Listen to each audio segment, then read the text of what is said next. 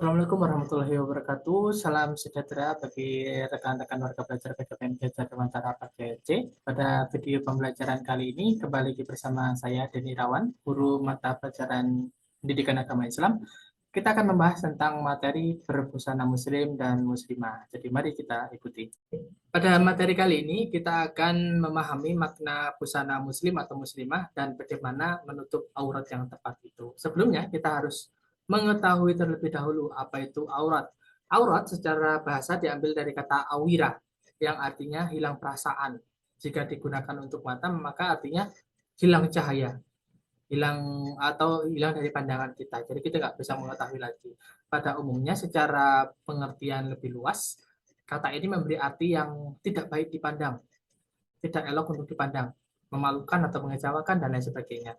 Menurut istilah dalam hukum Islam dalam syariat, aurat adalah batas minimal dari bagian tubuh yang wajib ditutupi karena perintah dari Allah Subhanahu wa taala. Nah, selanjutnya yang kedua adalah makna busana muslim atau muslimah yang kita sekarang sebutannya lebih enaknya adalah jilbab. Secara etimologi, jilbab adalah sebuah pakaian yang longgar untuk menutupi seluruh tubuh bagi atau bagian tubuh perempuan kecuali muka dan telapak tangan. Dalam bahasa Arab, jilbab ini bisa dikenal dengan istilah khimar atau hijab, atau kalau di Indonesia itu perkembangannya lebih simpel lagi, kerudung itu atau pasmina dan lain sebagainya yang untuk menutupi aurat-aurat wanita pada bagian tertentunya itu disebut sebagai jilbab atau hijab pada secara umumnya.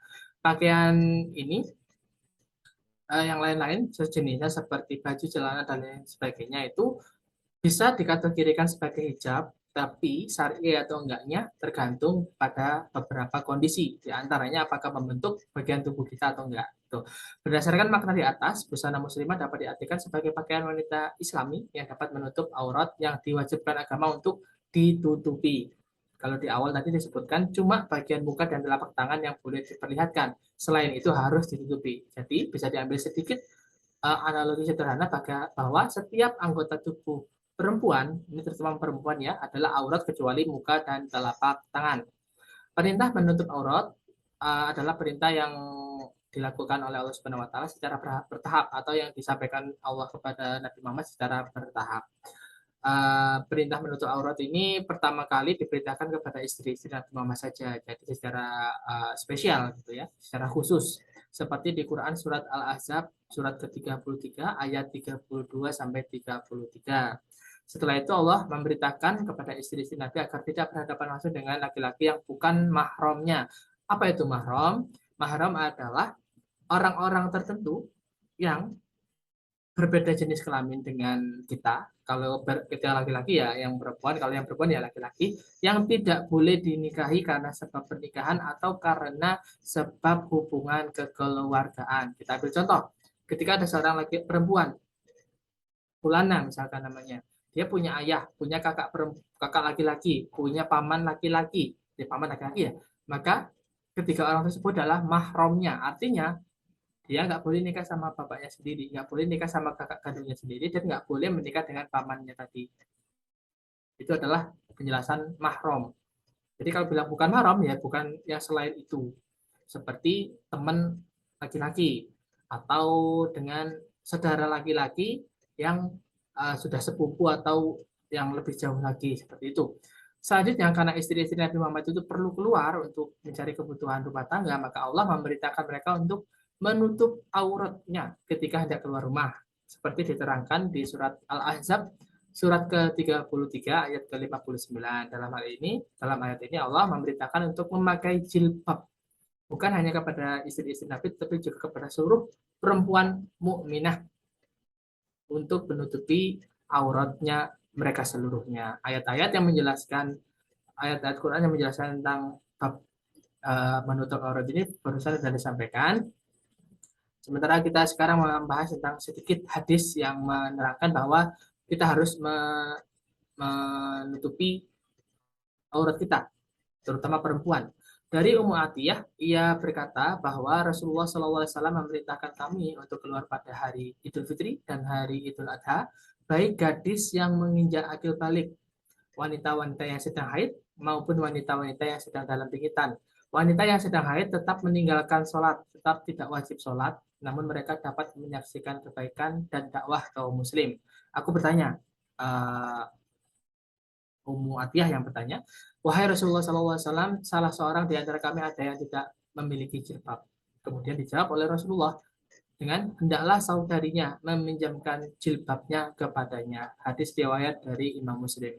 Dari hadis ini dapat kita tarik kesimpulan bahwa dalam bab yang dianjurkan untuk kita keluar rumah untuk perempuan tetap wajib untuk memakai jilbab walaupun kondisinya waktu itu adalah umum, walaupun di antara kita ada mahram-mahram kita, tapi karena kita akan bertemu dengan orang-orang yang bukan mahram di tempat yang luas dan di hari-hari yang banyak orang berkumpul di dalamnya, wanita yang sudah balik tetap wajib memakai jilbab.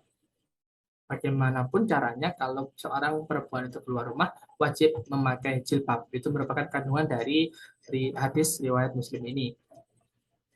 Nah, selain dari hadis tersebut, kita juga sedikit membahas ya tentang kandungan surat Al-Ahzab yang tadi disebutkan. Surat ini surat ke-33 ayat ke-59.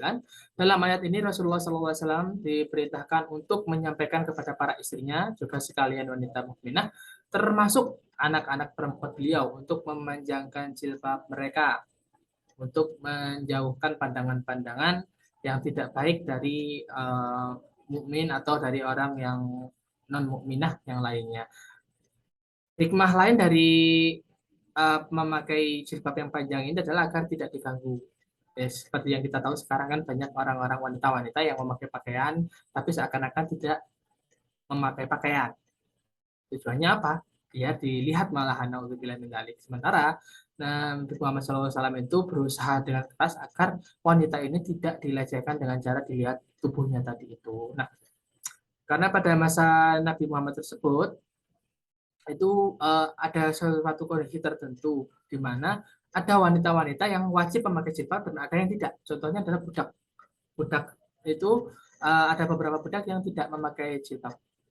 Nah, oleh karena itu dalam rangka melindungi kehormatan dan kenyamanan para wanita, ayat ini diturunkan tidak hanya khusus untuk istri-istri Nabi, tapi juga untuk setiap perempuan yang sudah balik. Termasuk di sini budak juga. Di zaman itu budak masih ada, budak perempuan wajib juga memakai jilbab. Tugasnya, kewajibannya adalah pemilik budak tersebut untuk memakaikan jilbab atau memberi jilbab kepada budak-budak wanita tersebut. Ada suatu hadis saya yang diambil dari syarah Syekh Al-Albani dalam kitab Adabul Mufrad. Sesungguhnya rasa malu dan keimanan selalu bergandengan di antara keduanya. Jika salah satunya diangkat, maka akan terangkat kedua-duanya. Jadi di sini kalau ada orang wanita beriman, dia harus punya rasa malu. Itu apa? Alamatnya kalau punya rasa malu, dia tidak mengumbar aurat dan tidak memperlihatkan auratnya atau tidak memperlihatkan tubuhnya kepada orang yang bukan muhram. Seperti itu. Baik, demikian video pembelajaran tentang materi berbusana muslim dan muslimah. Semoga dapat diambil intisarinya dan bermanfaat bagi teman-teman sekalian. Terima kasih. Ikuti video pembelajaran selanjutnya. Wassalamualaikum warahmatullahi wabarakatuh.